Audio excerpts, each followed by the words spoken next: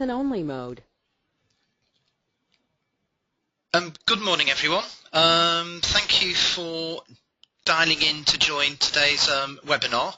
It's much appreciated because I realise everyone has busy lives and busy day jobs on top of our place commitment. As you probably are aware by now, my name's Jim and I'm the Programme Manager for our place. I'm here today to help facilitate the CBA webinar, and shortly I'll be handing over to Richard Waggett from New Economy, who will be talking you through all things CBA. As you know, we've been offering CBA support and advice since the start of the Our Place programme.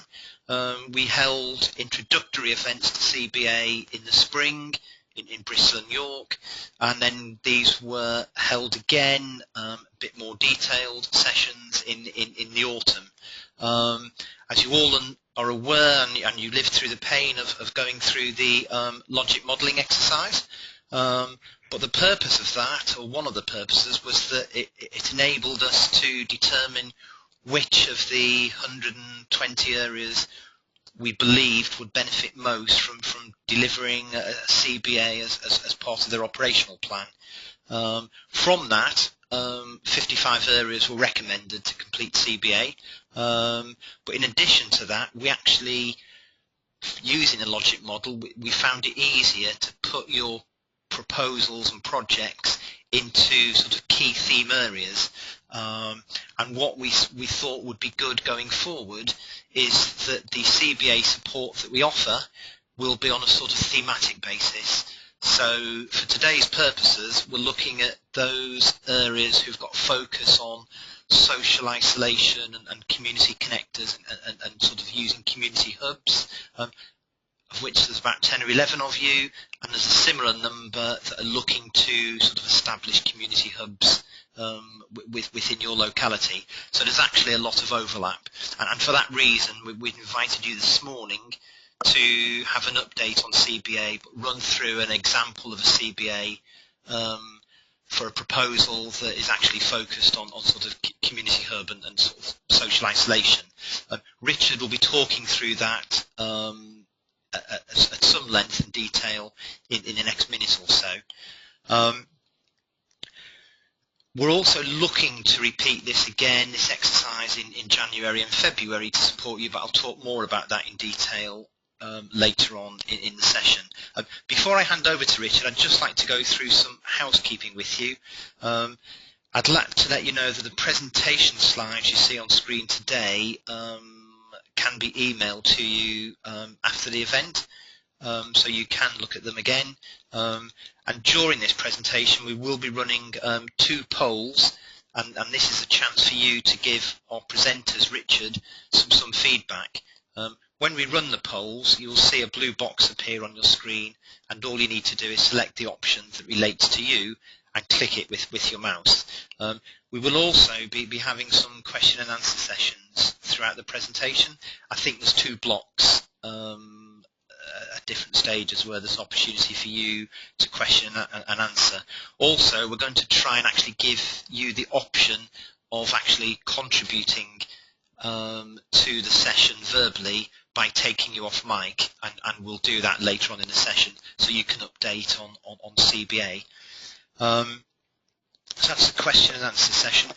In relation to asking questions throughout the presentation, please do so. As soon as you have a question in your head, just write it down in the question section. If you look at the right hand side of your screen, you'll see there is a control panel, and in the bottom half of that panel is an area for you to type questions. And I say we will be pausing to answer those throughout the session. Any questions we don't get the chance to answer, we pass to the New Economy and to the Our Place team, and we will get in touch with you at a later stage to answer your question. I think that's it for now. So what I'll do is hand over to Richard for the first part of the presentation. So Richard, over to you. Thanks, Jim, and hello everybody. If I show you our first slide, showing the agenda for today and building a little bit on what the introduction Jim's just given. What we're going to do is to take you through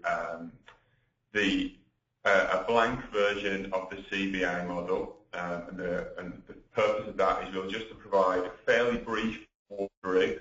So most of you will have seen the model previously and will have heard about it if you attended the earlier training events. But for those of you that haven't seen it, it's just to show you how it works and what it looks like when you first open it, and just provide a broad overview of the structure of that model.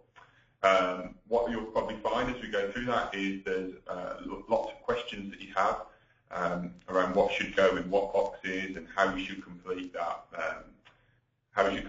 Model. I'll talk a little bit about that, but then really we'll go into the detail of how it should be completed when we go into the second of those bullets, where we'll look at an example of a cost-benefit analysis model that's been completed for a community hub approach.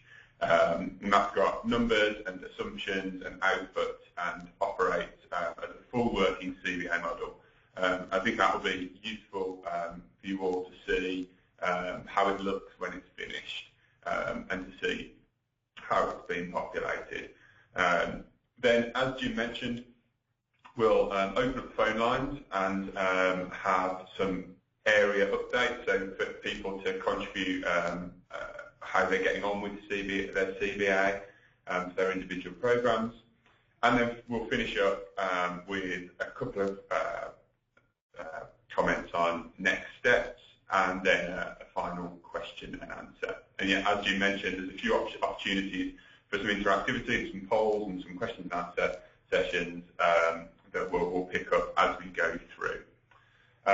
So the first thing I suppose that I'd like to do is to open up a cost-benefit analysis model as it will open when you open it for the first time. So if you look at your screens, what I'm going to do is exit out of this PowerPoint and go over into the Excel document that will look exactly as it looks when you open it up. So if you just bear with me a moment whilst I do that.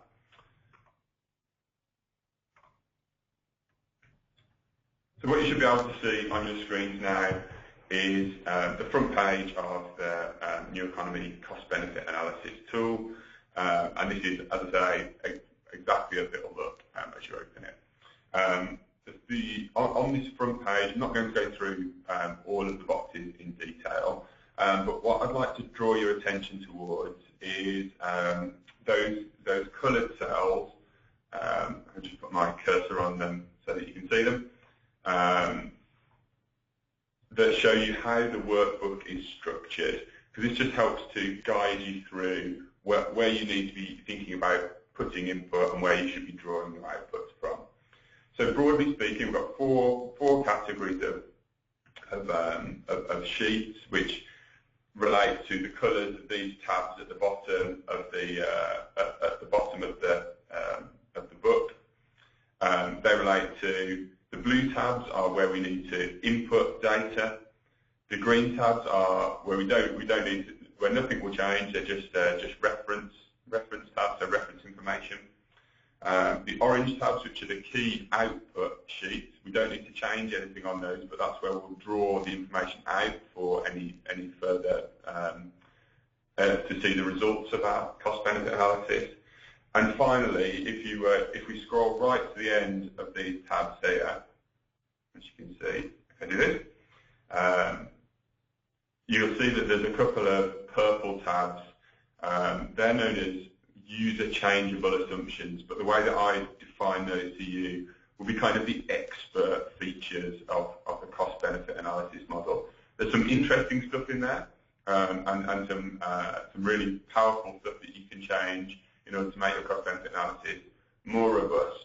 In the first place, I'd suggest that you leave those purple tabs alone, because they kind of look after themselves until you want to look at them. And they deal with how cost and benefits are split between agencies and how cashable some of the savings are. Very much an advanced feature, but for now I'd suggest that for today we'll really focus on the blue tabs, the input sheets, and we'll have a quick look at the orange tabs of what comes out. We won't really talk about those advanced features for now. So if I go back to the opening sheets, I'll just go through these relatively briefly, just so that you can see how it's structured. And some of this will be familiar to some of you, but I think it's just overall all on a level playing field. So first of all, and probably the easiest sheet to complete, is the proposition summary, which you see on your screen now. This is really just a place to record some of the project details. So as you'd expect, title, outline description, and if we move down that sheet, you'd see that there's comments, space for comments, caveats, and next steps. The two things I want to draw your attention particularly to on that sheet are the two red numbers in the centre of your screen. The first is the intervention start year, and it's important to get that correct as it feeds some assumptions in the model around inflation and the year that costs begin. For most of you, it's going to be 2015, but that needs to be updated. And secondly, that second number that's currently set to 25, which will be the duration of the program. So how long would you like to model your costs and benefits across? In the majority of cases, although the model supports up to 25 years, probably that should be set to 5 years, so that to allow you enough space to evidence your benefits, but not so long a period that it becomes difficult to make credible claims about the costs and benefits you're going to evidence.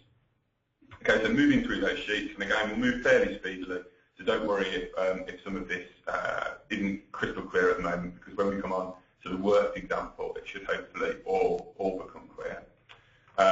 Agency list is where we define which agencies are included or excluded from the modelling, and by included and excluded we mean any agencies that could bear a cost through our programme, or any agencies that could draw a benefit.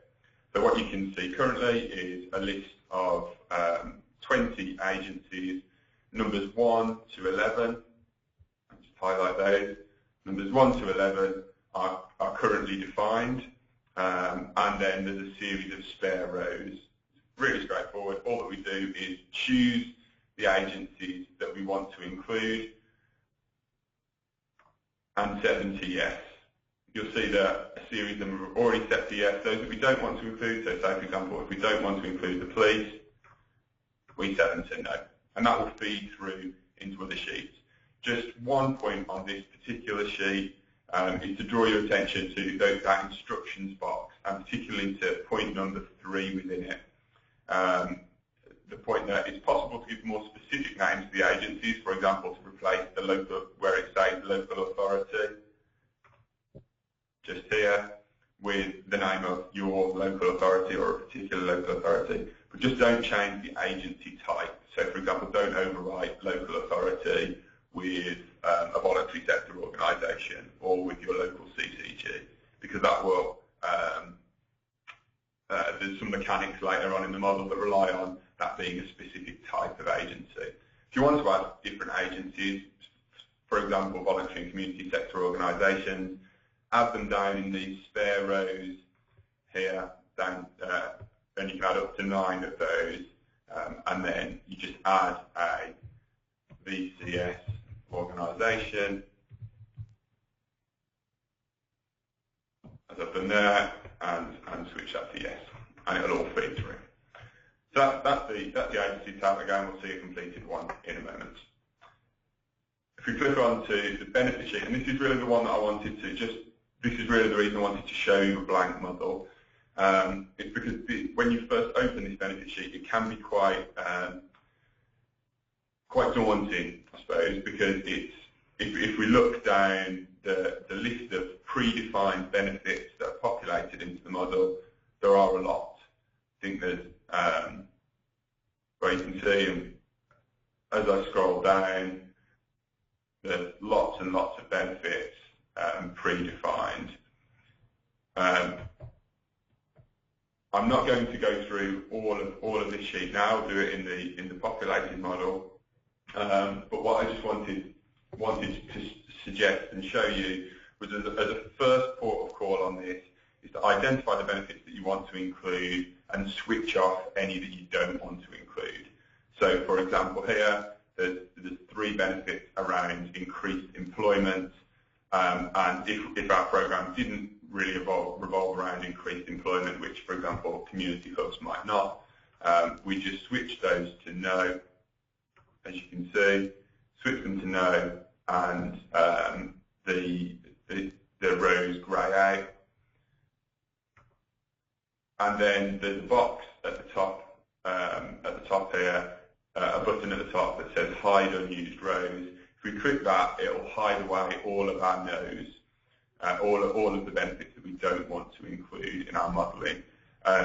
I really recommend that you do that really early on, because it means you've got a much more manageable and workable and readable sheet to be getting on with. So a couple more things before we move on, and again we'll go into, there's obviously lots of information that needs to be completed on this sheet, but we'll go into that in more detail later. Just a couple of things I wanted to draw your attention to, because you'll see them in the completed model. The first is, if I scroll down, bear with me while I get to where I need to be. So if I scroll down, you'll see a box text that's popped up on spare benefits categories. If using these categories, there's some text there around what to do if we use them. Those benefits, those blank lines are included so that if we have benefits that aren't pre-populated in the model, that we can include them there. And the reason I highlight that is because in the model we're going to look at, they've used a few of these spare rows. And you can just, in there, you can just define any benefit, and you just need to say, you'll need to also define a unit cost for that benefit, because it won't be pre-populated in the way that others are. Again, we'll come on to that in more detail. Final point before we move off this sheet is on these benefits, the blue highlighted benefits that you can see on your screen now, S1 through to goes to S11. These are social benefits of the programs, and they're pre-populated with some costs. If you came to one of the Our Place training events that we held, you'll have heard us talk about some of the methodology for evidencing social benefits. However, at this stage, I'd suggest that you're unlikely to have data to evidence social benefits, because they usually require that you've spoken to your user base or your service users a couple of times, once at the start of the intervention and then once later on. So it might be that those are switched off for now, unless you think you have some particular evidence of another program similar to yours that showed some social benefits. But in the majority of cases, I expect those might be switched off for now. Okay, like I said, it's the most complex sheet of them all, and we'll go into it in a lot more detail. But just wanted to just briefly go through it so that you can see how it looks when you first open it. So if we move on to look at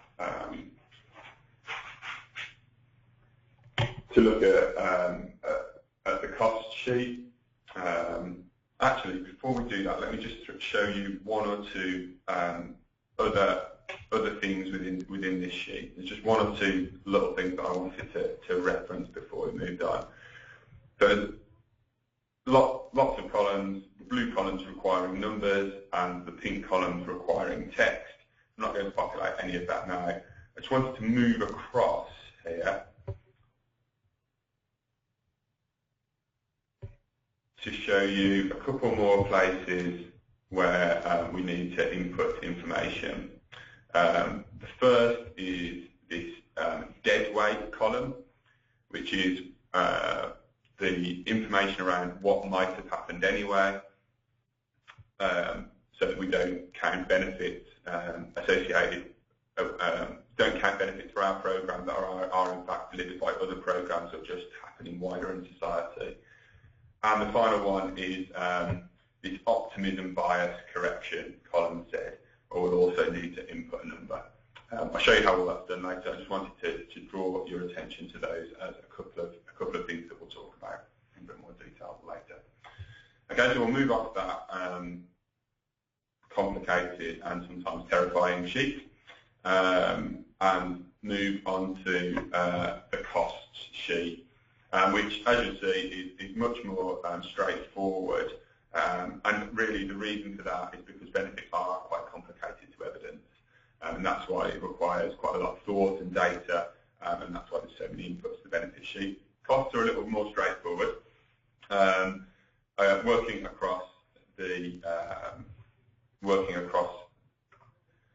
cost sheet, we have a cost category, which is really straightforward, describing the type of cost, exactly what it is that we're going to be paying for, and the value of those in the predicted costs column.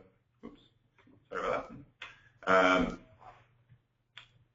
And then moving across to a few other elements.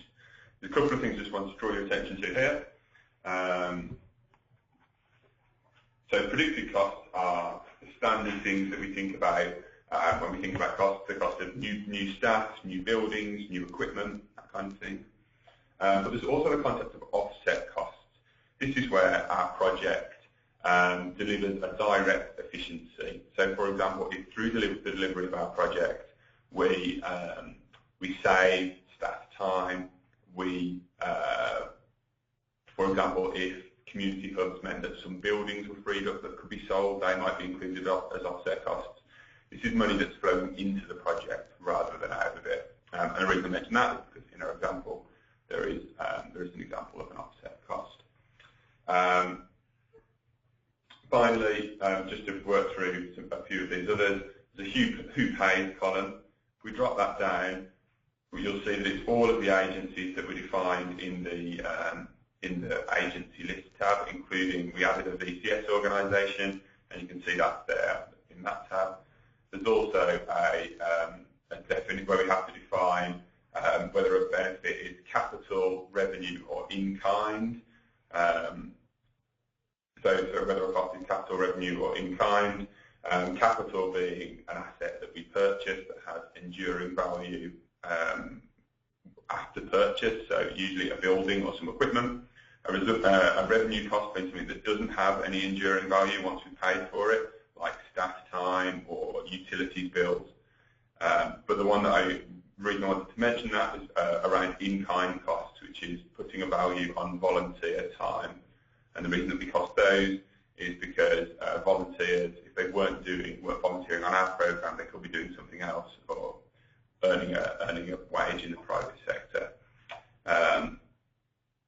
And finally, an optimism bias correction, which similarly to on the benefit sheet, correct for the strength or otherwise of the data. And again, come on to all of that in more detail. So I will show you one of the tabs that often people get a little hung up on, but potentially is one of those more expert features, which is the cohort impact calculator, which you can see here, again, looks very complicated. The work that's designed to do is to establish where we have different cohorts entering our program in different years, and the benefits are staggered over a number of years. And therefore, how do we work out which benefits accrue in which years? Again, don't worry too much about that. It's more of an advanced feature. You don't need to complete it in order to make your cost-benefit analysis work. What it's designed to do is when you're improving and making your CBA even more robust, you might use this. But in the first instance, in your first attempt at completing, it's unlikely that you'd use this tool, and you don't need to in order to make the output sheets work. Okay, so that's everything that I'm going to say for now on the blank version, because I think it will come much more to life when we've got some numbers and some text in the box and we're talking about a real project. So I'll just move back over to our slides, and I'll ask Jim, if you would, to run our first poll, which is to ask you all how much progress you've currently made with your cost benefit analysis. And this is really to help me and Jim to as we talk through this to kind of know how to pitch it. I think about a third of you have voted so far. It's quite exciting as different people vote. And what I'm seeing is a pretty broad split. Some people who haven't really looked at it yet, and then the majority of people who are of all the people that have voted so far. Yeah, so the majority of people have either completed a little bit of analysis or and so I think that's kind of where we expected people to be, and that's kind of broadly where we were pitching it. But also for those who haven't opened it yet, I think we've got somebody on the call who hasn't had a look at it yet, and someone who's made quite significant progress. Hopefully, it will for those of you who haven't opened it yet. The content will allow you to start to engage with the CBA model, and for those of you who made quite a lot of progress, it should allow you to test your understanding and check that everything you've put in so far is as it should be. Excellent. Well, thank you for contributing to that, and it's interesting to see that we've got a mixed audience. So if I'm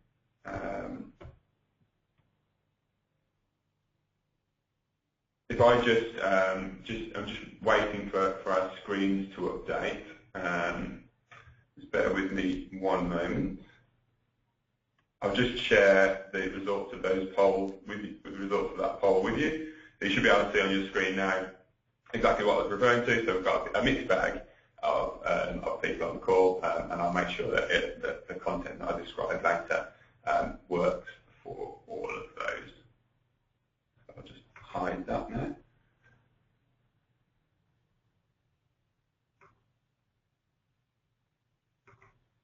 Bear with me a moment, just while so you should be able to see my screen again now. So moving on, we are going to, so that's what we've just completed, our initial CBA model walkthrough. And what we wanted to do now was just to pause and ask if there's any questions, if people have got any initial questions or concerns about the CBA model or the approach. Don't worry if there's real technical questions that you've got, and probably best hold those back once we've seen some more detail. So Jim, if I pass over to you to pick up and ask any initial questions. Yep. Thank you, Richard. A question from Simon, well, two questions from Simon. The first one I think I answered in relation to, any questions asked today, we will do a write-up and forward those on to you during the course of next week. But hopefully all questions that are asked today we'll be able to answer during the session. Also, Simon was asking if we could email him or participants the social benefits approaches that you referred to earlier, Richard. Yes, absolutely, we can do that. We've got some standard content. I think some of the stuff that we used at the earlier Our Place training sessions will provide some of that information. So yes, we can definitely do that. Okay, if you could forward that to me, Richard, in the first instance, I will forward it on to the areas. At the moment, they're the only questions, so I'm assuming everyone's following where we are at the moment. And as I say, now it's an opportunity to get down to the nitty-gritty of looking through a sort of worked example. So, okay, and as I say, any questions during the session, just fire away and we'll tackle them later on. After Richard's presentation. So I'll hand over back to you, Richard. Okay, thanks, Jim. So what we're going to do now, building on what you've just seen, is really get into a worked example. So I think what this should do is to bring it to life a little bit with an actual example of a project that completed a cost cost-benefit analysis. To give you some context on what we're going to look at,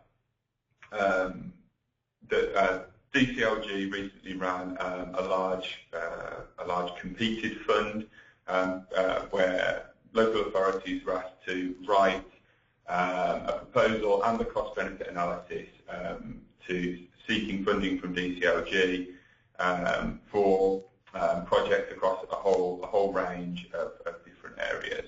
But some of those projects that were put forward to DCLG were around community hubs. So what we've done is to take one of those completed cost-benefit analyses. We've anonymised it just to protect the bidding authority and also to protect some of their information. So it's just a generic county council in England that this proposal's about. But it is specifically looking at community hubs, so it should provide you with some information of how we could go about this. So what I'll do is I'll flip over now away from PowerPoint back into Excel, but to a cost-benefit analysis sheet that is a little more interesting. So here we are. So front sheet looks exactly the same. But when we move to the proposition summary sheet, you can see that they've completed some details, which we've just anonymised the title. But to give you some information about what this project proposed, it was a proposal to develop existing libraries across the county to become community hubs. And this was on the basis that the council recognised that older people were frequent users of libraries, for standard library services, and that they saw them as a place of as a treasured and trusted resource, was the phrase the council used. So they really valued that service and really trusted it as a place to go to get reliable information. So what the council recognised was, could we be using those locations to deliver a whole variety of other advice, particularly around health and well-being for older people. And at the same time, could our delivery model for that service be not a local authority focused one, but a voluntary and community sector focused one? So it was a program of transitioning libraries to becoming centres of information, advice and guidance around a series of other things beyond just lending books and journals, towards enhanced information, advice and guidance offer, but then also around moving it from local authority control into the voluntary sector. And what we'll see as we move through is how they evidence what that was going to cost, but really interestingly, I think, is how they evidence the benefits of that particular approach. So what we'll do is, again, just as we did before, we'll work through each of the sheets and show you how they've taken their approach, the data that they've used, and the summaries and the conclusions they were able to draw. So on this front sheet, on this proposition summary sheet, you'll see they've completed an outline description, which I've broadly described to you.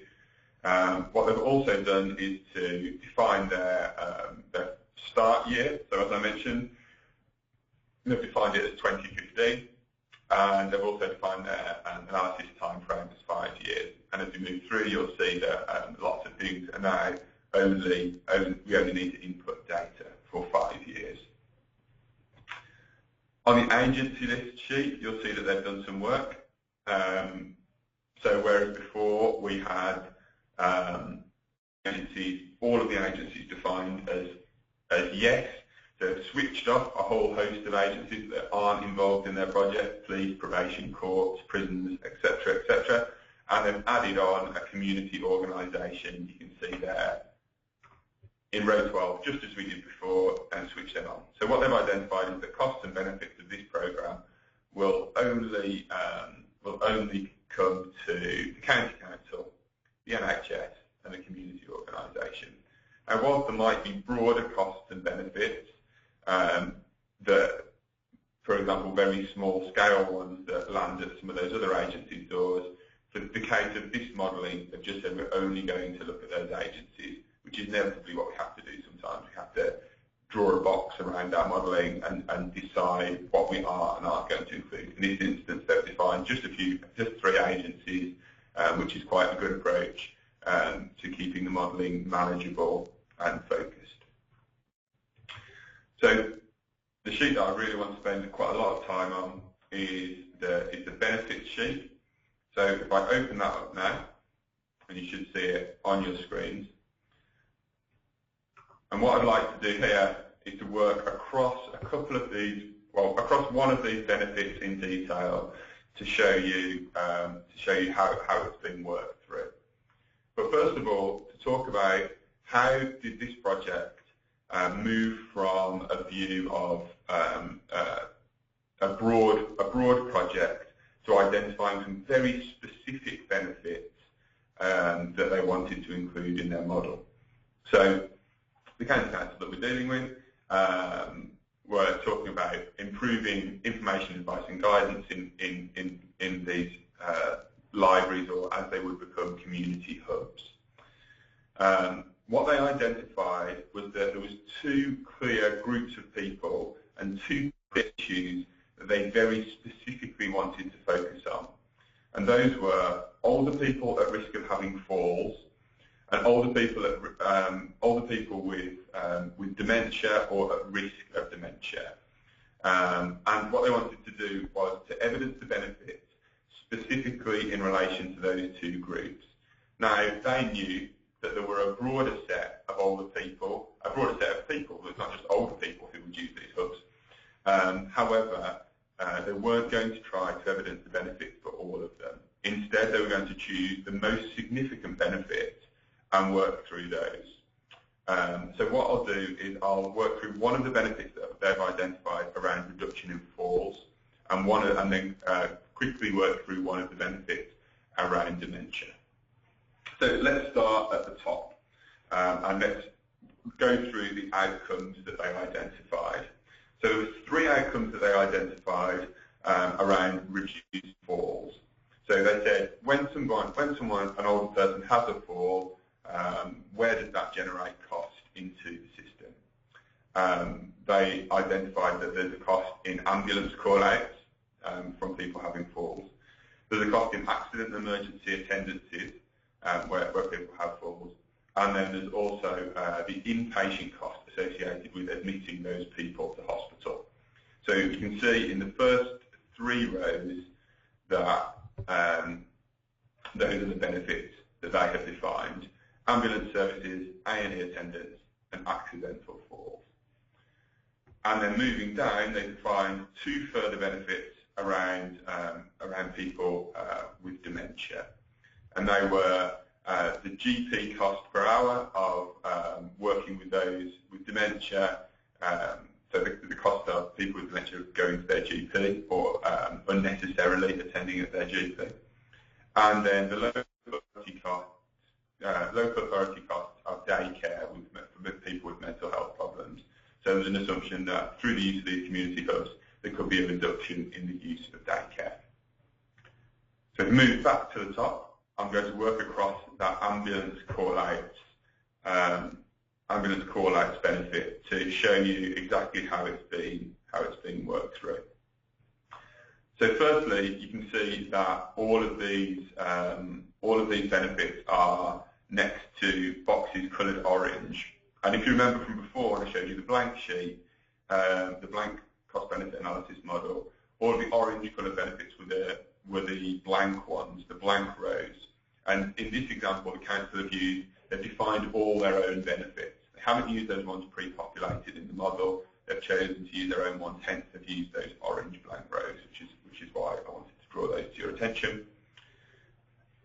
Moving across, the first outcome is around ambulance services and the number of call-outs. So they've defined that using the average cost of one ambulance call out.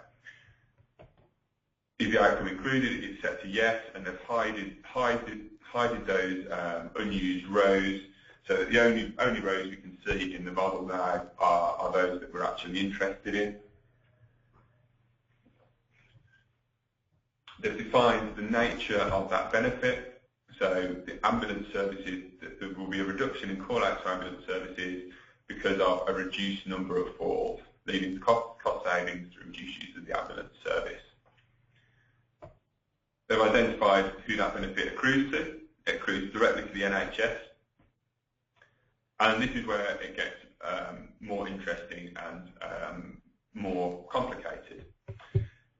The first number they've defined is a target population. What we talk about with a target population is this is usually the whole body of people that the intervention could potentially reach. And what we usually say is that the target population will probably be the same across all benefits. So if we look down each of the benefits, we can see that they've defined the target population as just over 42,000 people. And this is, if I highlight that next cell across, you can see that this is the population of the six participating local areas that have customer service provision as well as library provision. So this is basically the total population that could potentially be accessed by this new community hub service. However, what we know is that not everybody who uses the community hub will be at risk of a fall. So not everybody will potentially be able to have an impact on reducing numbers of ambulance call-outs. So we need to refine that target population for this first benefit to say, well, how many of those people realistically might have a fall. And that's what we do in the affected population or predicted incidents.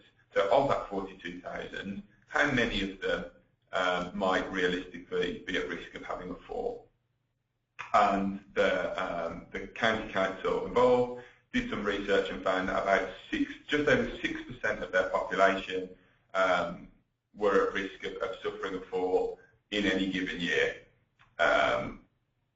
And so they applied that 6.1% to the 42,000 and came up with a figure of just over 2,500 people who might be at risk of having a fall. But then they knew that not all of those people will necessarily go into community hubs. They might not be users of them. They might just choose not to engage with that service. So they had to assign a level of engagement.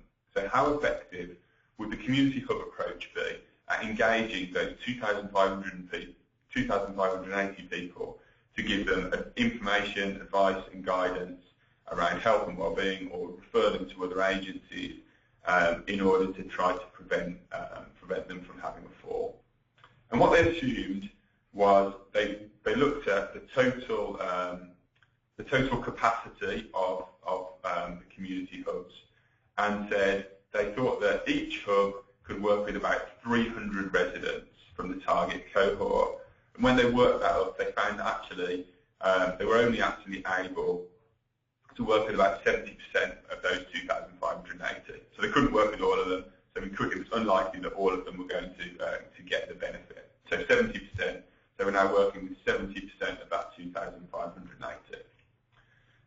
Moving along, while some of those people engage, if we move on to look at this retention rate, while some of those people will engage with the hub, it won't be compulsory or the only way of receiving support. So some people will go to the hub, maybe visit once, but will disengage. They won't continue to go to the point where they start deriving the benefits that will be associated with reducing the number of falls.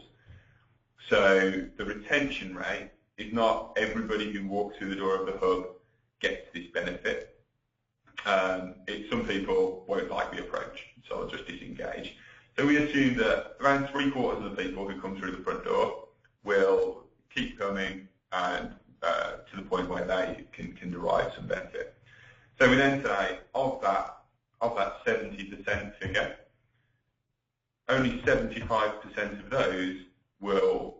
attained through the programme.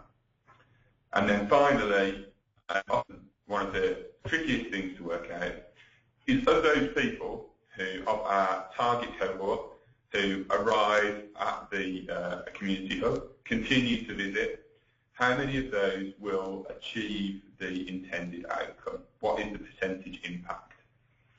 And really, when we're identifying percentage impact, we need to look for evidence of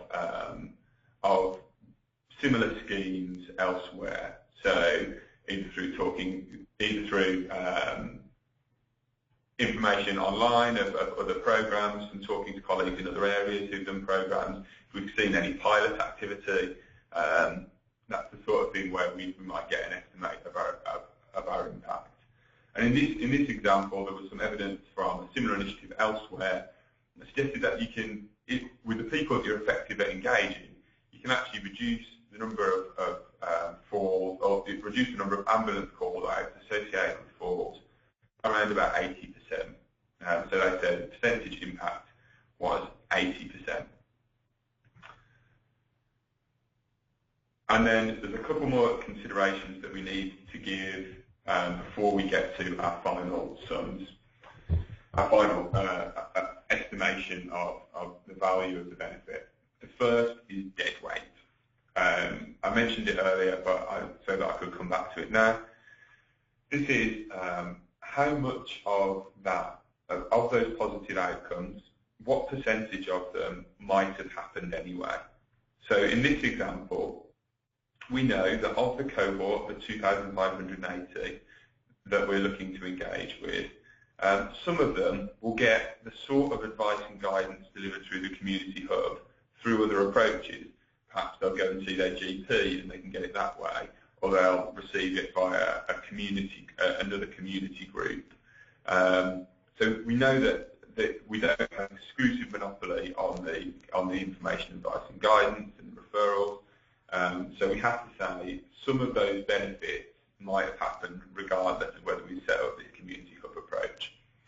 And in this example, people looked at the local offering, found there was some offering of the kind of things the community hub delivered, but it wasn't really reaching many people.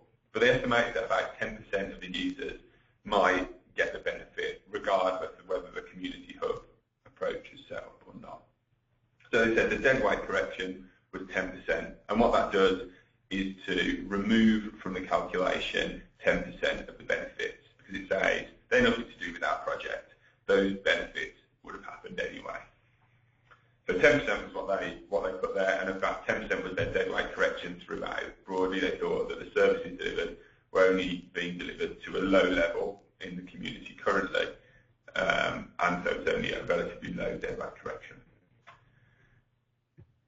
So if we move across, what they also have to define, usually if you used the benefits that are pre-populated into the model, those green benefits that we saw when we looked at the blank version, these unit costs in these unit fiscal benefit, unit public value benefit, etc., will be automatically populated.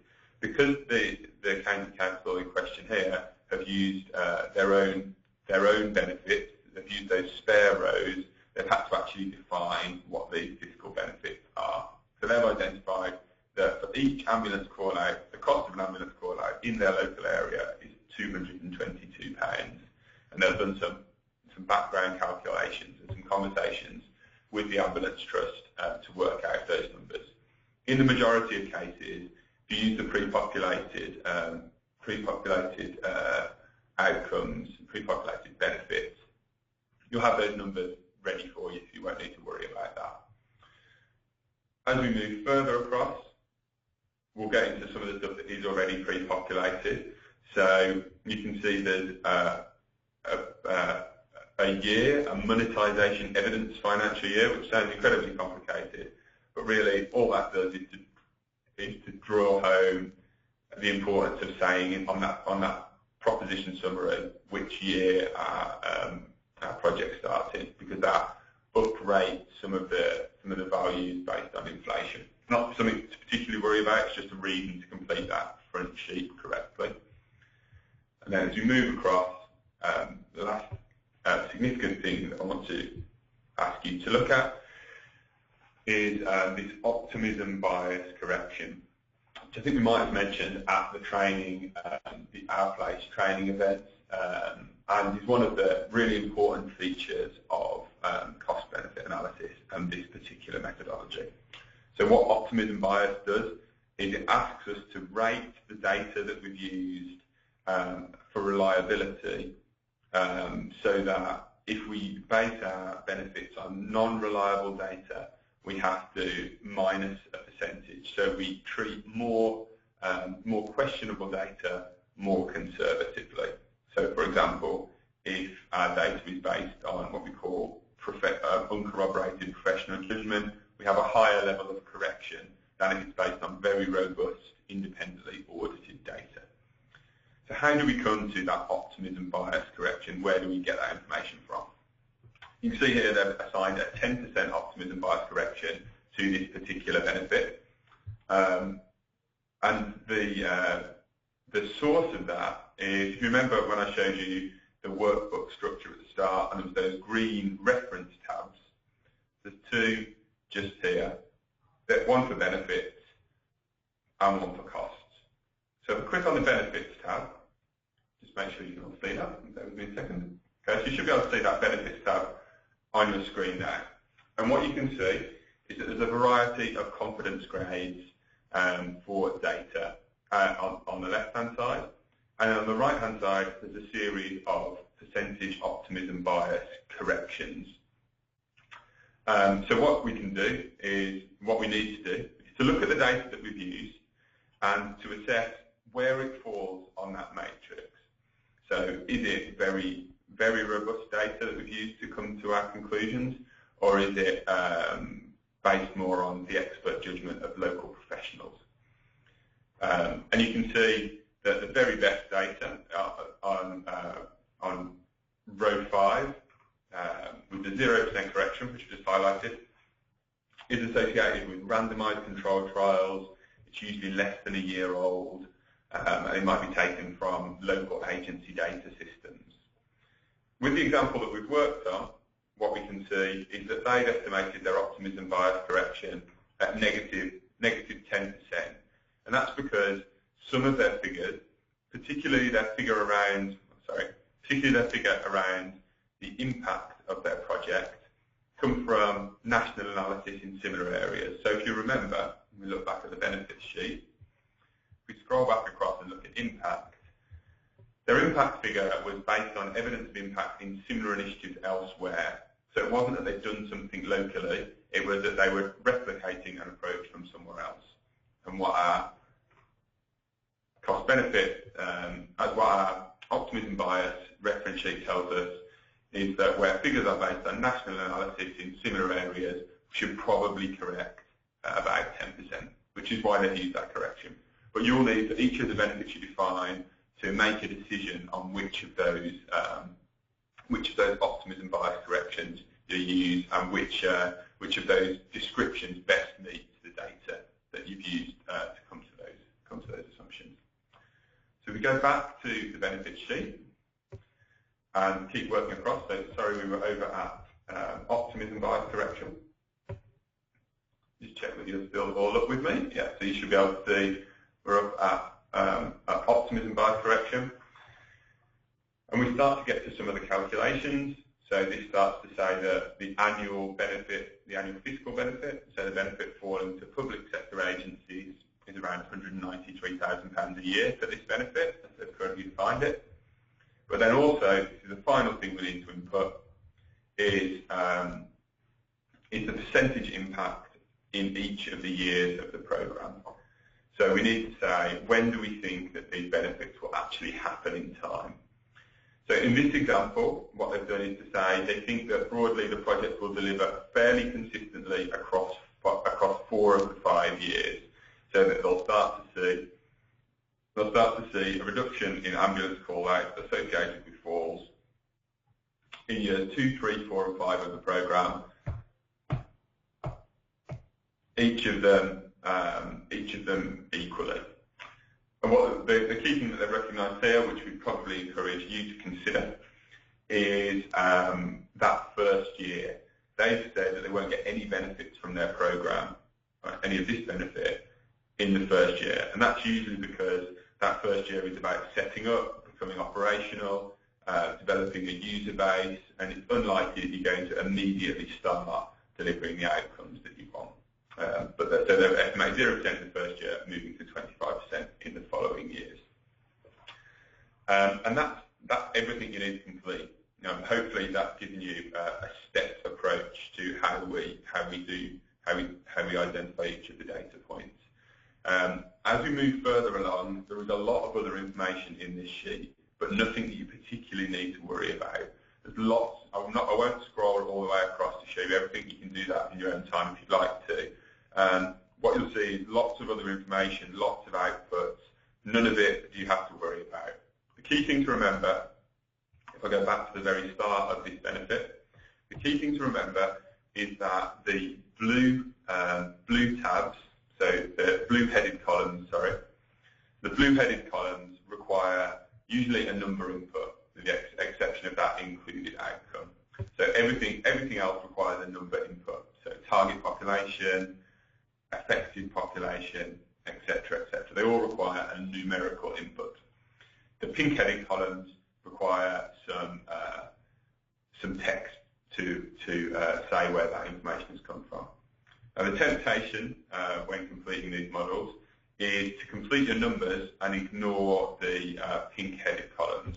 You can see this county council have been very diligent at completing all of their pink-headed columns to show some information about where those numbers have come from. I really recommend that you are as diligent as you can be putting information in there. My experience in completing cost-benefit analysis suggests that when you've got so many data points, it becomes very difficult to remember the assumptions that you made to get to some of those numbers, particularly when it's a couple of weeks have passed since you've looked at the model, or when you're on data point number 20, you need to look back at data point number 2 to remember where it came from.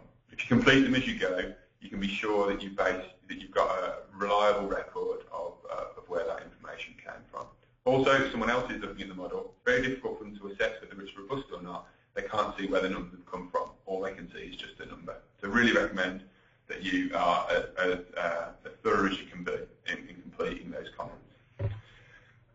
So before we move on to look at costs, I'd like to just take you through one more of these benefits. I'm not going to go through this in such exhaustive detail as I did for the last one. I just wanted to show you how it looks for another benefit, because that's just one isolated example that you've seen, so to show you how it works for a further benefit. So if I scroll down, so as I said, the first 3 benefits are to do with falls, and the latter two are to do with people with dementia and reducing the demand on services of those people. So I'd like to just work across. Let's take this last benefit, which is around reducing the demand for daycare services, reducing the demand for daycare services of people with mental health problems.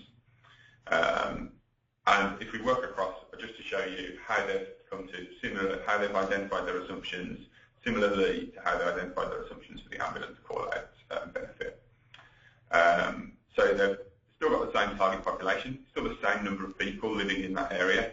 However, it's not as many of them that suffer from dementia as are at risk of falls. It's only 1.5% of their population that suffers from dementia, just 648. So it's a smaller target population. They still assumed that 70% of those users would access the hub, and then they assumed that 70% of those users would be retained through the process. So those that would come through the door would continue to come to the service and get benefits. And that was on the basis that people are more likely to remain engaged with hubs as they'll need more intensive home or NHS-based care. So that people are more likely to continue to They actually estimated that 100% of those people who are effectively engaged will receive lesser daycare services, and that's the reason they were able to make an assessment that 100% of people would reduce their daycare services, was that the community hub was to some extent replacing those services. So they won't go to daycare because they're coming into the community hub to receive some sort of service. And then finally, a deadweight correction that was the same as before, that said that some of these people would have got this benefit anyway. There's some services delivering similarly to community hubs. They identified that the cost of their local authority daycare services per session was around £2,000, so that's the multiplier that they used. And then finally, they kept the same optimism bias correction because it's based on a similar sort of data, and they used the same lag of those benefits coming on stream. So they assumed that nothing would happen in the first year, but in the following 4 years, the benefits would be broadly equal. Okay, so that takes us through all of the benefit sheet. I haven't gone through all of them. We'll send this round to everybody after the call so that you can pick through it in some more detail and ask some questions or have a think about how this county council has approached the completion of the analysis, so that you can make some, you can reflect that back at your own project potentially. Right, so that's benefits, and lots of data points and the most complicated part of the process. If you bear with me a moment, I will flip the sheet over to look at costs. And as I said before, this is much more simple, far fewer data points, but there's a couple of interesting things that this particular county council have attempted with, or have identified with their costings, and some of the things that I referenced a little bit earlier. So let me just get to the correct place on this sheet to start. Check that you're all up to date. Yeah, you should all be able to see that cost sheet now. As you can see, costs highlighted at the bottom and how they've identified what is their project going to cost. So the first three costs that they've identified will be very similar to a lot of the costs that I imagine some of you might be identifying through your Our Place projects. They identified that they needed some, in C1 here and C2, they identified that they needed some funding to do some capital works. The first of those was this. They identified they needed £350,000 just to do some building work, and that was largely associated with the transformation of libraries into community hubs. That there was a requirement that some of them needed some different services, some different facilities, and they estimated that was going to cost them £350,000. Then working across that line, it was going to be the Transformation Challenge Award, which is the Department for Communities and Local Government fund that was going to pay for that. Who actually paid would be the county council, because that funding will be given to the county council for them to pay. So if we click on that box and drop it down, you can see that the options that I had were the county council, the NHS, or the community organisations, just as they defined on their agency list tab down here. Was it a capital cost, a revenue cost, or an in-kind cost? Well, building facilities, they're going to have an enduring value after they're built, so it's very much a capital cost. And the optimism bias correction associated with that fully costed estimate. They had in this example, they had a builder who had identified, they've got quotes from a specific building firm, so they're able to confidently say that these costs will be £350,000. Then they need to identify when those costs would be borne. So over here, in the costs years, they identified that all of the costs will be borne, all of that particular cost would happen in year one. makes perfect sense. All the building work is going to happen at the start of the project. Similarly, with the cost of furnishing the new hubs. So this is largely a requirement around IT costs, but also some physical furniture would cost around £120,000. And again, all of that would happen in year one, and we were confident that we had a very precise estimate of what it would cost. There was also some revenue funding required around capacity building of staff. So existing library staff, some of them needed some capacity building and some training potentially to help them move from the community hub from the library to the community hub model. And that's what they £50,000 was to cover. It was a revenue cost because it was around staffing, but they were also very confident about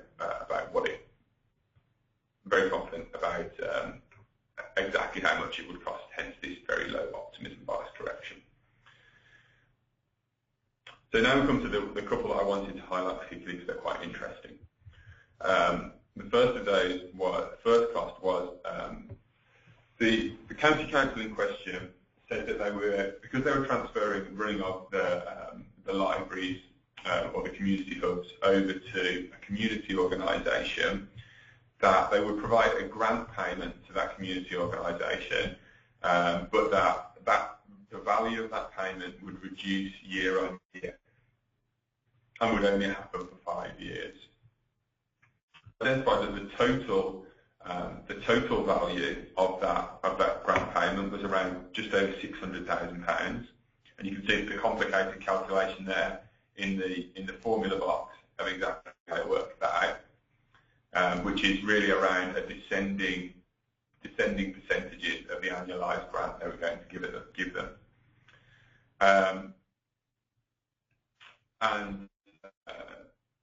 So that would decrease over the years, and that's reflected in these percentages here. So they get 40% of that 650,000 in year one, but then decreasing to 25% in year two, 15% in year three, and then plateauing at 10% in years 4 and 5. However, they also recognised that there was some uncertainty around the exact amount of money that would be needed to be provided to the community organisations, and so they needed to identify an optimism bias correction to put into the box here. And in order to do that, similarly as with the benefits, they consulted the confidence grade cost reference sheet. So you should see that highlighted at the bottom of your screen now. I'll click into that and check that you can all see it, which you should be able to now. I'll just move to the top of that sheet. And you'll see that that looks very much like the optimism bias correction benefits sheet, but this one's for costs. So it just has some slightly different numbers, but crucially it has some different information around data sources and age of data. So a cost that is independently audited will receive a 0% correction. A formal service delivery contract will be a 5% correction, moving up to, so for the project that we're looking at and the particular cost line we're looking at, they've identified a 15% correction, which was because they developed it from some ready reckoners. And what that means was they looked at some other projects that they delivered that were kind of similar to this, that required some community grants, grants to community organisations, in order to come up with the values that they'd assigned. But what they knew was that these weren't exactly the same cost as what they were going to be seeing through their project, and hence they used this 15% correction, which you can see back to the cost sheet. You should all be able to see that now, and you can see there's a 15% correction now. A couple of other interesting things on this sheet, and then we'll move to look at to see what are the overall outputs and what does all this modelling give us. First one is an offset cost and efficiency. So if we look on at cost C5 here, we can see that that one of the things identified through this project was that because the staffing of the community hubs was moving from the local authority to a community group, there's going to be a saving associated with the reduction in what they call net controllable costs of the 6 libraries, which equated to £1.8 million of revenue costs across the lifetime of the project. It was the county council that was going to benefit, that was going to receive that money, and as you can see, it was staged evenly across 5 years. So that was the direct revenue costs of really the staffing saving, but then there was also an associated cost with an associated saving that because they weren't paying for this level of resourcing, they also weren't paying for the back office support for those staff. So things like payroll, HR, and finance and those kind of things associated with the library management support wasn't going to be needed anymore, and that equated to around £1.35 million across the lifetime of the project, because that was money flowing into the project, excuse me, rather than out. It was defined as an offset cost or efficiency. Finally, final one to look at on this sheet is row C7, bet cost C7, which was identifying how much, putting a pound value on the volunteers' time. As I mentioned before, it's important to do that to ensure, because those volunteers could be doing something else, it's a kind of opportunity cost value. And in this estimate, they said, using some maths of how many community coordinators there were going to be, how many hours per week they were going to give, and then a value of £10 per hour for that volunteering time. They came up with a value of £181,000, and you can see that it will be spent by community organisations, but that no money would actually change hands. It was an in-kind benefit. As I mentioned earlier. However, they weren't too sure about that was an exact calculation. That wasn't based on the most robust data. So they included a 25% optimism bias correction, saying that number could actually increase a bit more than they previously thought. And then they said, although those people won't be needed in year 1, because that's when all the building work is going to be taking place, they will be needed in the ensuing years, the following 4 years. And what that gave them was a total cost sheet that actually brought in a negative value. So it actually showed there was more money coming in through this project than was going out. The reduction in local authority staff and the transfer to a community organisation brought a net cost benefit, a net positive cost, money coming in essentially, and so that's largely to do with those offset costs and efficiencies. So the final thing to show you, to move on to show you from this sheet, is we've done all of this modelling, spent all of this time and gathered all of this data. What does that actually give us in terms of some outputs? The first one to look at is the output metric sheet, which is here. Looks quite complicated, but there's a couple of really key boxes to look at. The first of those is this net present budget impact. This tells us that across the totality of the project, what is the impact on the budgets of public sector organisations of this approach? And what this project tells us, by that cell that's highlighted currently, is that the project has a benefit of around £5 million. Across its 5-year life cycle, it will deliver a £5 million benefit, and that it will pay back the required investment in just 2 years. So immediately we can see that this project looks quite strong. And further down here, these are public value benefits, where if we define some social benefits, we'd also be able to see an additional amount of money, in that box, because all of the benefits in this project were fiscal, so accruing to public sector agencies. That number and the net present budget impact are the same. Just a couple of others. The glamorous ones, although I think in this model they're quite simple. So because we only have a limited number of organisations, the people paying, really it's mainly the county council who pays for this service. The vast majority of costs land with them. There's just the little bit of time associated with the community organisations, the voluntary time associated with the community organisations, and that's what that 11% is. On the benefits pie chart, who do the benefits accrue to? Well, we kind of know, and this isn't too unexpected, almost all of the benefits as we've defined them are going to land with the NHS. Talking about reductions in ambulance call-outs, we're talking about reductions in people going to see their GP, and crucially reductions in hospital attendances. So it's not too surprising that most of those benefits are to the NHS. And then there's some other charts around how the costs and the benefits stack up. This one shows you that blue bar. Let me just see that you can all see that. Yeah, you should be able to see that.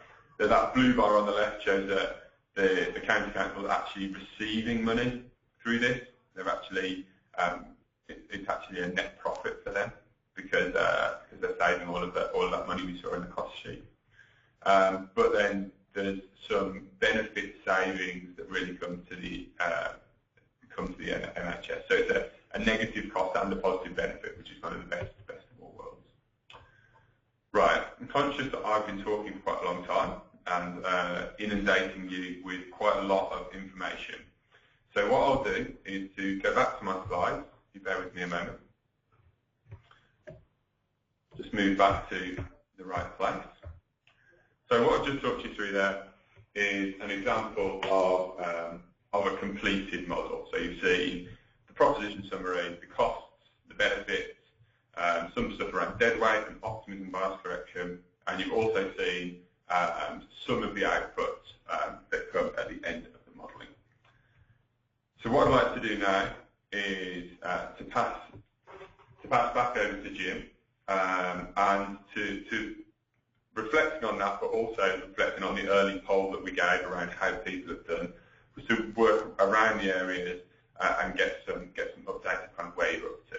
And in doing that, what we thought we might do is just put some questions up on the screen, which you should be able to see now, around the sort of things that we think about, or that you might like to be thinking about for the question and answer session later. So have you worked out the cost of your project, the net costs? How are you getting on with obtaining data relevant to the outcomes that you're looking to achieve? Is that being a challenge? Have you looked at evidence of what similar projects have achieved elsewhere? So in the county council example that we looked at, they've done that, and that's how they've come to their impact number. And have you been able to do that? Have you tried to use the Excel spreadsheet? Are you getting on with it okay technically? Governance-wise, how are you planning on completing a CBA? Who's going to do it and when? What support have you received from your relationship manager? And what potential do you see for collaborating with other out-of-place areas? Now, we don't expect you all to answer all of those because I think that we don't quite have time for that, but it's just a few thoughts. Maybe you want to focus on one of those questions. So, Jim, if I pass back to you, do you want to open up people's microphones individually to see if we can get some updates from them? Yeah, cheers, Richard. This is something we normally don't do, so we'll judge whether it's a success or not in about 10 or 15 minutes. But we're going to give it a go. I've got a list of people. I can see all of the attendees, and I'm literally going to start at the top with Becky. And what I'll do is I'll unmute you, and if you're still listening in and haven't been sidetracked by your daily work, then hopefully you can just provide an update. It can be as as short or as long, within 3 or 4 minutes, as you wish. But we'll give it a go and see where we get to. So Becky, I'm just going to unmute your microphone. Are you there?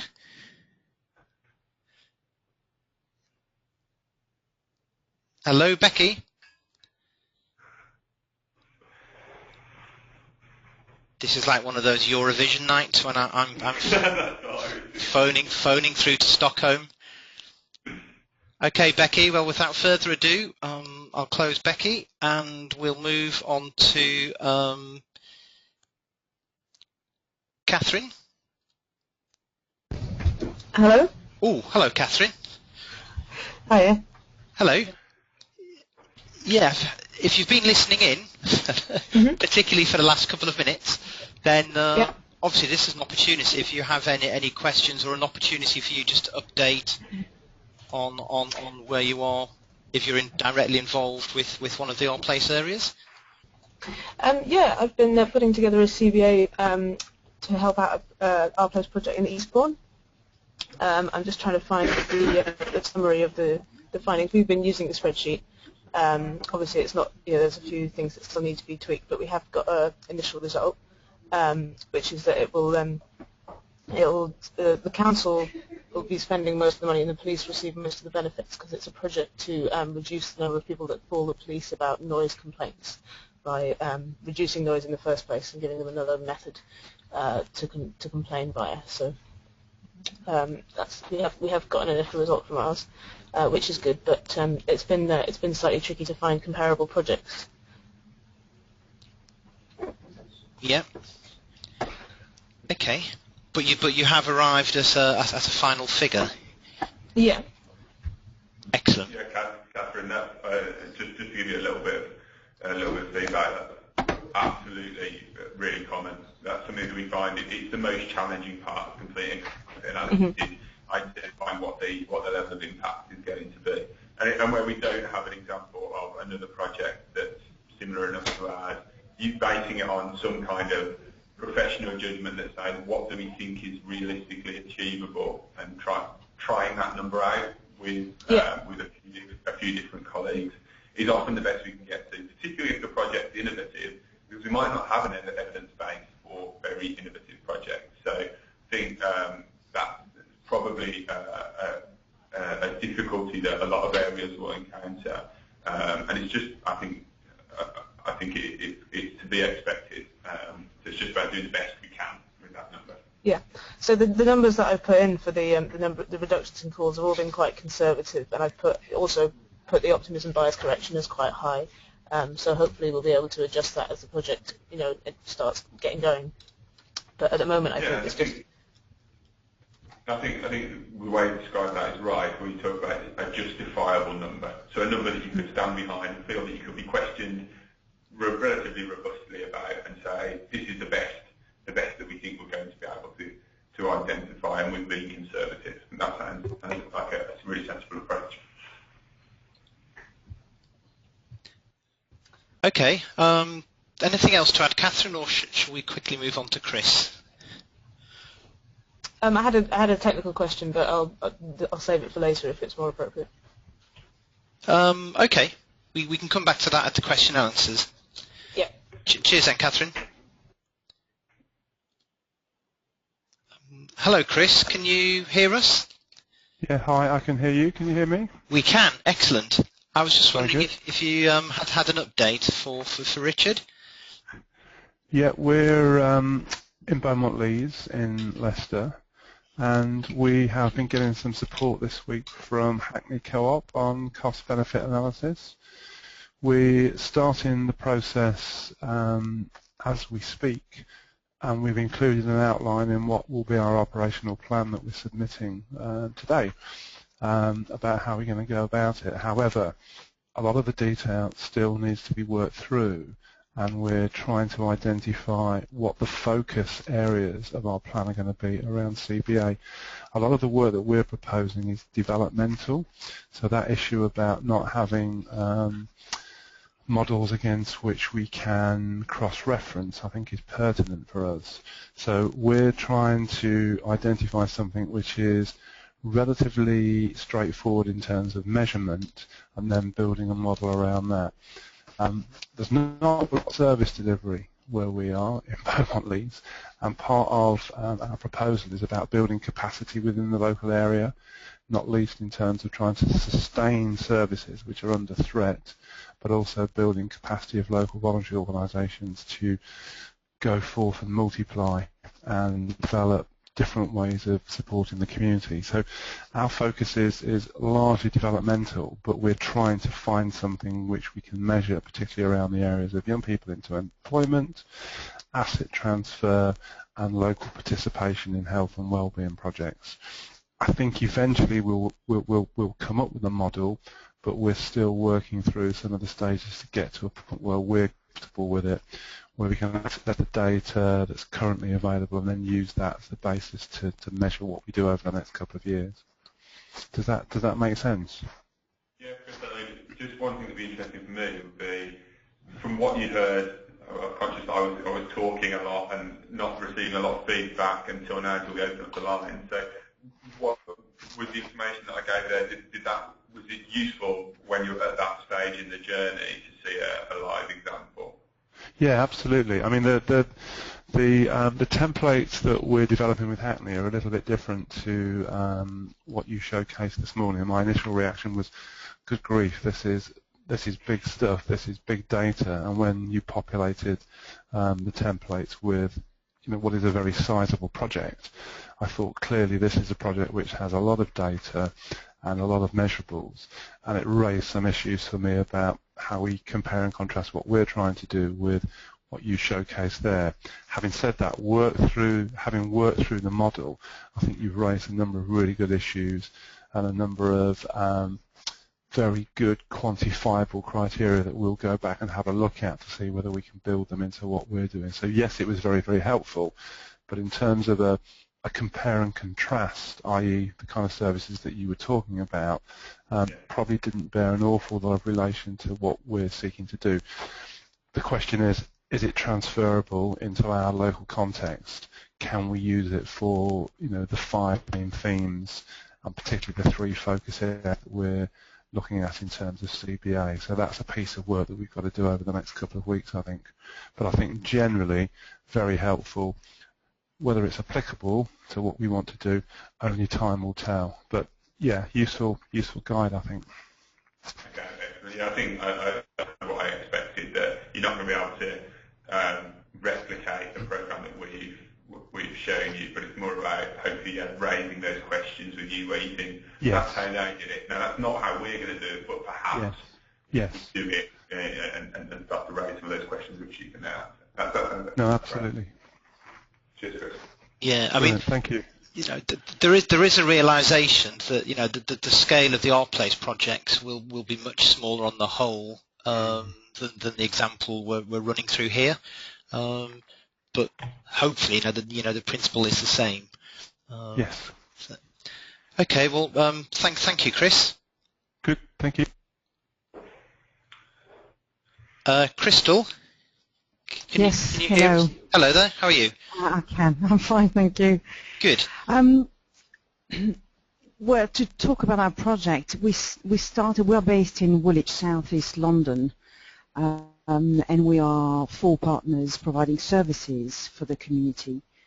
And we did the presentation of the peer review last week, and it transpires that we need to reduce, in a way, the presentation of our project. Instead of presenting our project from the 4 partners, we should start with 1 partner leading the project, and then the other activities will organically come up. So what we've done so far with our CBA and operational plan, we are going to change it and present it on the Children's Centre's point of view. And as such, what we need to present, or what we'll present, and the impact we'll present, will be on health, training and employability, safeguarding and community engagement. Now we've got some data from the children's centres, but our problems are mainly collecting data and measuring the dead weight. That's it's a hurdle for us, and I think not just for us. And so sometimes I'm wondering, if we don't have local or national data, where can you calculate all this, knowing that we don't have much time to do all this? I think that is a challenge. If you don't have data to populate, I mean, if you're talking about individual data points, then that's usually okay, because if you're talking about, well, we've got an individual, if we don't have a piece of data to give us a dead weight assessment, you can always say, well, what do we think is conservative and as I was saying earlier, what's sort of sensible, conservative and defendable. What's much more difficult is if you've got an entire benefit line, as we worked across two in that model, you've got an entire benefit line that doesn't have any data against it, you're really going to struggle to include it. And that might be the point where you have to consider, is that a benefit that we're going to evidence through this modelling, or is it going to be something that we say in our supporting documentation, we know this is a benefit, but we haven't been able to evidence and monetize it at this stage. The example that I took you through, there's a whole host of other benefits that when we talked to that project team, they were talking about, but there were quite a few of them, particularly around the social benefits of people being able to live independent lives for longer, that they knew were the benefits of their community hub approach, but they just couldn't evidence at that time. So if you're missing one or two data points, I think you might be able to plug that gap with some professional expertise, but professional judgment. But if you're getting to the point where every data point across the benefit line that needs professional judgment, you might want to consider whether that is taken out of the modelling for now. Yeah, that might be a good idea, because for the community engagement, it's very difficult to have measurements on that, really. So yeah, I think yeah, absolutely. It would be community. The question might be community engagement leading to what? So what is the actual? If better community engagement is going to be output, what is the outcome? So is it that because there's better community engagement that something additional happens, or if we can't say what that is, then potentially we just include that as a measure that's not monetized at this stage. Often that's the tricky part of doing this process. You have to pick some stuff to measure and exclude other stuff, even though you know it is a clear benefit. It's just sometimes there isn't the data. Okay, great.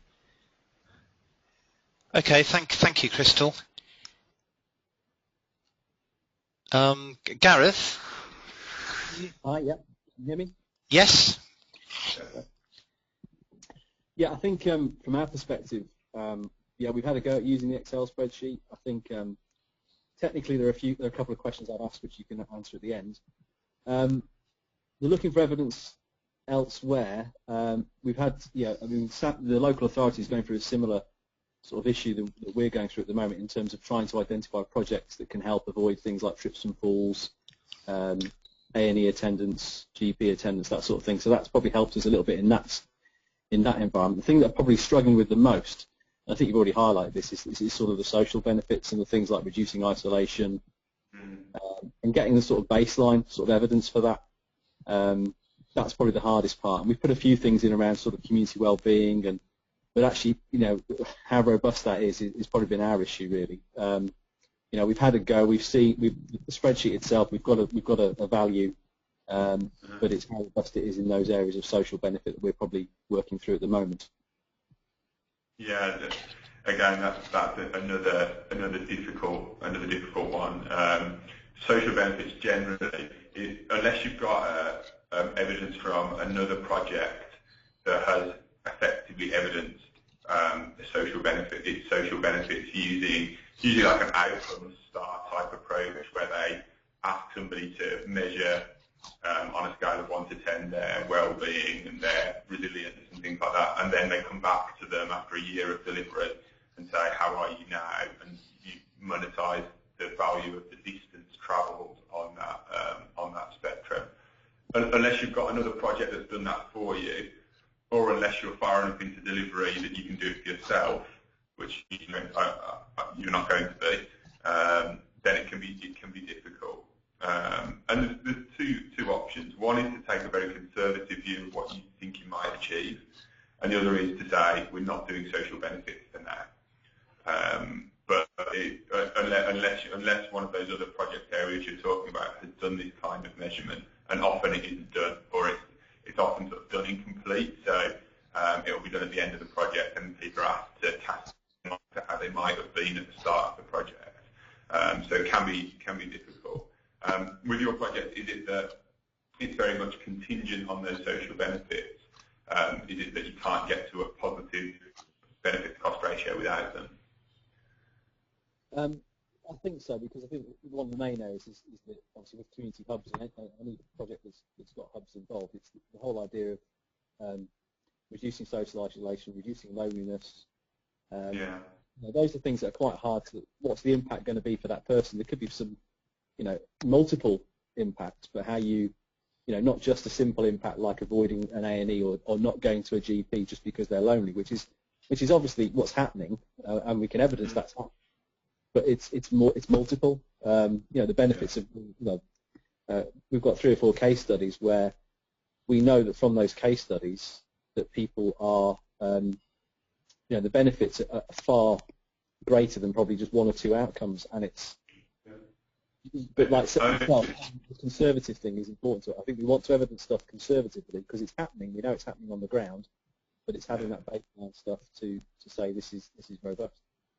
I suppose what you could do is to map those case study examples to say if we took those case study examples and did an estimate of distance travelled on something like an outcome star type model, and use those case studies and then say if that was the case across our whole cohort, what would the overall social benefits be, and then just apply quite high optimism bias correction to that because it's kind of extrapolated data.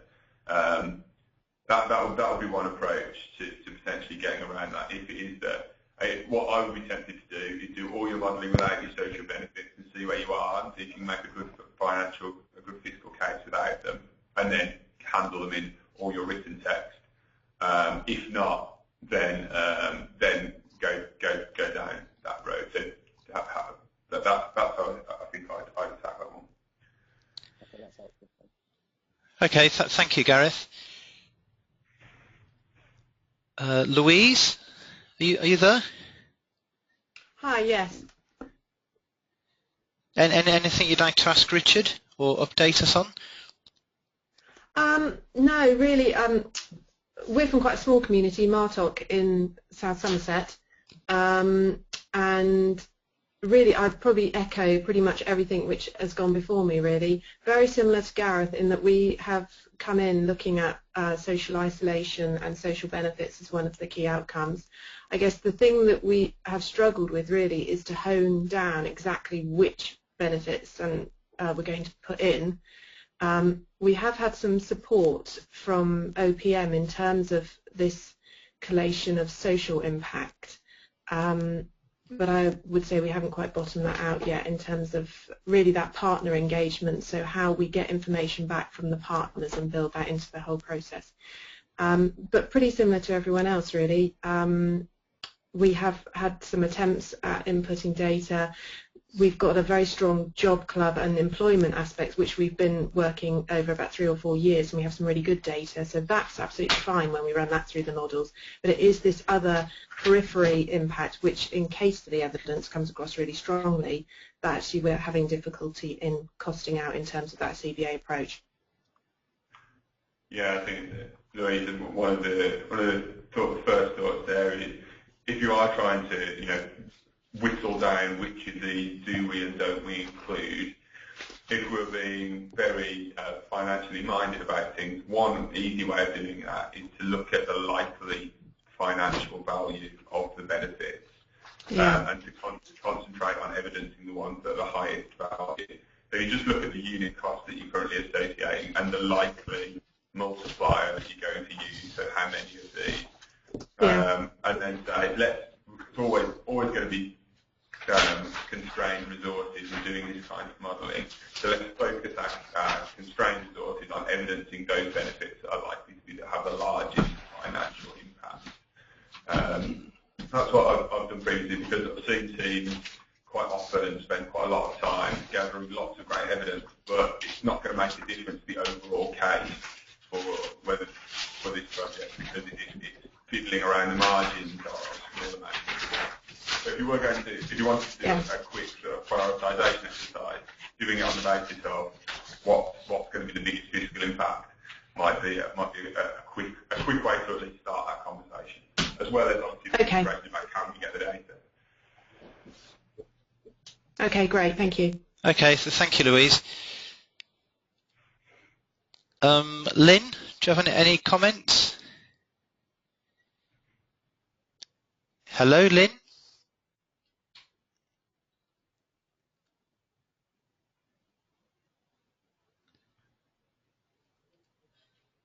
Okay, I don't think Lynn is available. I know if you're coming in by phone, then we can't contact you. I know that was the issue with Becky at the very start. I'll try Natasha. Hello. Hello, Natasha. Hello, hi, can you hear me? Yes, loud and clear. Excellent. That's great, thank you. It's quite interesting. Our sort of biggest issue with regards to putting in data has been the medical records that our local GP hold for the community that we're particularly focusing on. We're focusing on a very small area within Chipley Bradford of up to about 1,400 people, and we know from our door knocking and community work that probably about 1 in 8 people actually have an alcohol problem. But the records that our practice has is just 5 people in total have owned up to having an alcohol problem. So there's a real disparity there of, a couple of hundred people really who have an alcohol problem and what the records say, and how then when we've gone to A&E to try and get the information and the data to get our baseline, they don't do it onto such a small postcode area. They don't look at they can't give us the information that we're searching for. So because we're a very small particular area of LSO ward, it's made it a bit more complicated for us to actually get our baseline. But I'm sure we can find a way around it, but it's just that it's taking up a considerable amount of time. We're trying to identify either maybe another health centre. Also, some of the people just aren't registered at the health centre. They don't have a GP. One potential way around that, Natasha, could be is kind of moving away from a very localised data approach. So if you wanted to say, what do we think the level of need is locally, whether you could do something that said, what is just the population of the area that we're looking at, and then there's some public health information on local area alcohol profiles, and whether you could get kind of the general level of alcohol misuse across a broader area and apply it to your local population and say, we therefore assume that there's about this number of people in the local area who might have an alcohol abuse issue. That might be a way around it, because often I've encountered many conversations similar to the ones that I'm sure you're having that are difficulties getting data, then you finally get hold of it and it really doesn't reflect what we actually find on the ground. Yeah, absolutely. Yeah. So it might be that, unfortunately, with that you'd have to use a slightly higher optimism bias correction. I know. But it probably will get you more quickly towards the sort of data that you need in order to get to a fully working version of the CBA. And what you could do as well is, if you did some quick analysis that said what's our local population and what might be the level of need, you could see, does that lean more towards your view from your door knocking or the GP's view from their records? I'm guessing it's going to be towards your view. Yeah. And also the GP was really shocked that was because she just said that that can't be right, because they deal with 2 people or so a day who come over drunk, and the receptionist has to walk them back across the road because they're that drunk. So there really is a significant, and that must be more than 5 people. So That's very common. That we see that a lot with our policing data here in Greater Manchester, that there's often places where information could be recorded, but it isn't necessarily always recorded. And so it gives the impression there's a very low level of need, but often it's a data recording issue. But yeah, I'd take that kind of population level approach on that one. Okay, and see will if you can do, get thank to you. something that way. Yeah. Okay. Can I also just quickly just say around the isolation issues? Joseph Roundtree have just completed a really good program investigating isolation and measuring it, and their report, I think, is downloadable. And yeah, it was completed earlier this year, so it's very recent, and it was done in York and in Bradford in various different estates and rural environments, just to get a sense of how do you address isolation. So there might be some information and stuff to learn from that which people can use. Okay. Could Could you forward that to me? Yep, Natasha? I can forward it on. Okay. Yeah. Just one final thing, just in relation to the GP and sort of level of alcohol misuse within the community. I used to work for Alcohol Concern. So they have lots of information sheets, and they've spent a lot of time trying to promote alcohol services within GP settings. So they should have, and I know when I worked there, they did have a sort of advice line and a librarian you could phone through. They should have good data, I think, on the levels of alcohol misuse within communities and within sort of GP practices, sort of population size. And the impact of that alcohol misuse for all the other health-related disease and illness. Brilliant. Okay, well, thank you, Natasha. You. Right, thank you. I'm just looking through. There's just Robert from DCLG. Hello, Robert. Can you hear us? Oh, hi, Robert. You can hear me? We can, yes. I can hear you. I can hear you. Can you hear me? We can hear you. We can hear you. Splendid. Okay, I just wondered whether you had any general comments, Robert, as we're reaching the end of the session. Yeah. No, it's been very interesting to hear from the areas. It sounds like a lot of progress is being made. I guess I'm interested in the last few questions that you have up there on the screen, which are in particular how can this work be best supported over the next couple of months, and how might areas be able to collaborate with each other. I was thinking, hearing about some of the examples that.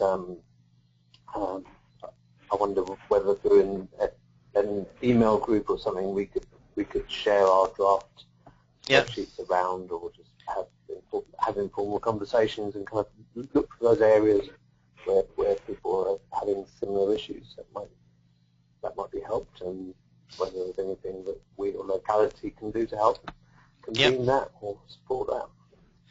Okay. Yeah, I'll give it some headspace once we've run the first couple of webinars. I mean, in a way, we're moving on to the next section, which is about updating people on our ongoing support between now and next March. So what I'll do, I'll sort of close this feedback session because I'm conscious it's 10 to 12. So we'll close this feedback session, and Richard, if you can just click on to the next slide. Certainly can. There we go. Okay, and oh, it's a poll, right? Sorry. Yeah, should we leave that poll for now, Jim? We were going to ask you some more information, but I think with the time, should we move on to final question? So just briefly. Yeah. Okay. Do you want me to just talk briefly about next steps before we go on to those questions? I can talk through next steps. What we're doing now, I mean, obviously this is the first of 6 webinars that we're doing. The others will be next week.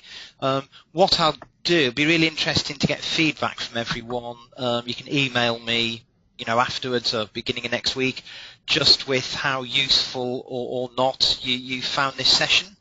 Hopefully you have found it useful. Because what we will be doing is continuing to support you through your CBA process in next year, so in January and February. We are planning for at least two more interventions, one in January and one in February. And in a way, it could be more of the same in relation to a webinar in January than a webinar in February, or it may be more beneficial to actually get people sort of face-to-face for an afternoon.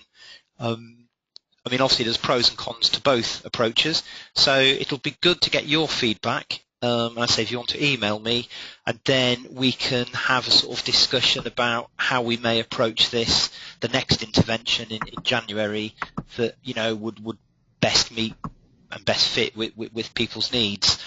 Also, as Robert alluded to, we will look at potentially setting you up with at least email addresses for one another, so you can update and exchange information over the coming weeks outside of these planned sort of interventions. So that's where we are at the moment. So feedback will be really positive over the next 2 or 3 days. We'll then make a more informed decision at the end of next week when we've run through a number of these webinars as to how to approach the intervention in January and February. So thank you. Just to finish off in the last 4 or 5 minutes, there were a couple of questions of the sort of more technical ones that people have sent through. One was from Catherine, and it was under public value for money, BCR. Why does it say not applicable? Question mark. Yeah, that is a really high quality technical question.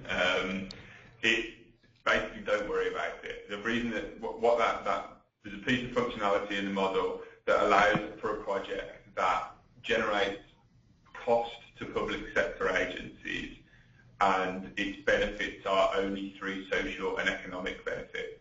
So, for example, a project that a local authority pays for that results in job creation or something like that, that only is evidenced through economic benefit. It's really a technical point, and it's really unlikely that any of the Our Place projects will take that approach. Nothing to worry about. It's the short answer. Okay. Thank you, Richard. One final question I've got posted through. So if anyone does have any more questions, if they want to just post them through quickly now. Okay, from Gareth, would in-kind costs, such as volunteering, be in the offset costs column? No, they're not. They're not. They go into the predicted costs column. It is sometimes a thorny issue that around valuing the pounds cost of volunteer time, and it actually being a cost to the project. But when we spoke to the Treasury about how we do this, they were very keen that we do measure that as an actual cost to the project. And really, it's because if you take that volunteering isn't an infinite resource. If you take some of it, that's some that could be being used somewhere else. That volunteer could be doing something else, or they could be doing something non-volunteer related with their time, such as working extra hours at work or something like that. So it's about valuing that time. It also becomes an issue when you look at the scalability of projects. I worked on a project recently where they identified a voluntary sector partner delivering weight loss programs, and they're working on a very small pilot project. And when they came to extrapolate that project up across a much larger area, it was the impact on volunteer time, which only really occurs in the model on that cost sheet, that was going to change significantly and really become an issue when they scaled it up. So that's another reason for including that as a cost. So no, it's not an offset cost, it's a direct predicted cost to the project. Okay, thank you, Richard. We don't appear to have any more questions, and I'm obviously very conscious that we're now just approaching 12 o'clock.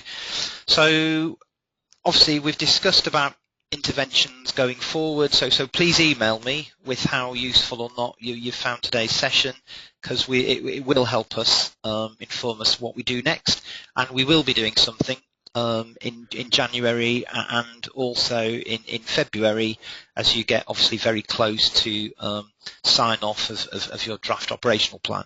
But please send me through any comments that you have that will give us a good steer as to how best to support you with CBA going forward.